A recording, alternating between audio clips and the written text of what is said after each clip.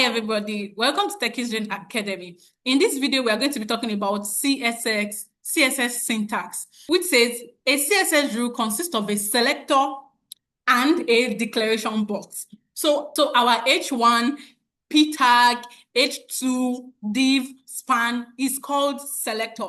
While our declaration, what we are declaring with it, what we want it to do, that is the property which is color. The font weight is also a property. We can say text decoration is also a property. So the value you give to it is called value, but everything together is called a declaration. So it says the selector points to the HTML element you want to style, either p tag or anything. And the declaration block contains one or more declarations separated by semicolons. Each declaration includes a CSS property name and a value separated by a colon. Multiple CSS declarations are separated by semicolons, and declaration blocks are surrounded by curly braces. So we call this and this declaration blocks. Then inside it, we have declaration. Let's proceed. In our example, it says in this example, all p tag elements will be centered aligned with a red color. The example explains the p is a selector in CSS, that it points to the HTML element you want to style. Then the color is a property and the red is the property value. The text align is a property and the center is also a property value. Let me cite an example. It's just like you have a building and you want to color, let's call a room. A room can be a property. You want to paint a room blue. So the room is a property, then you are painting it blue inside a building. I don't know if you understand that aspect. So that is what property is about and the value you are giving to it. So let's proceed to our example. Let's create a p tag. I can say p tag. I can say welcome to CSS class.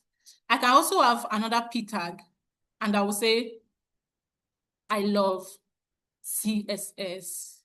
If I have another H1 and I do H4, what is CSS about? What is CSS about?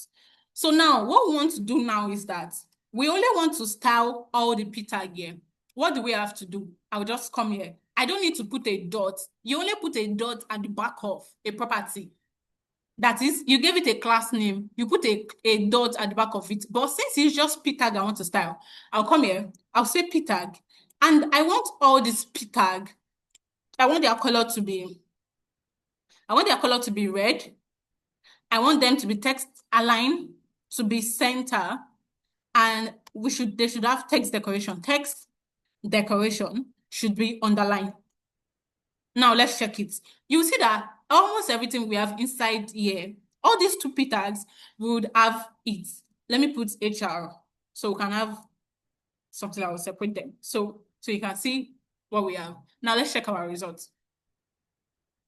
As you can see, our class name, this is HR. Let me remove the HR since it's not needed. Now reload it because now can you see we styled the p tag, which is welcome all p tags. So if we continue to write our code, all the p tag would have this value. That is, the text align will be in the center and the color will be red. But because we didn't include H4, so if I should come here, if you want H4 to also partake in this styling, you can just say H4. It will partake in it. Now let's check our results. Can you see H4 has also taken effect straight up because we added it to the class. So that is what CSS syntax is all about. Thank you for watching this video. Please do well to follow us across all socials at Techisgen Academy. See you next time. Bye.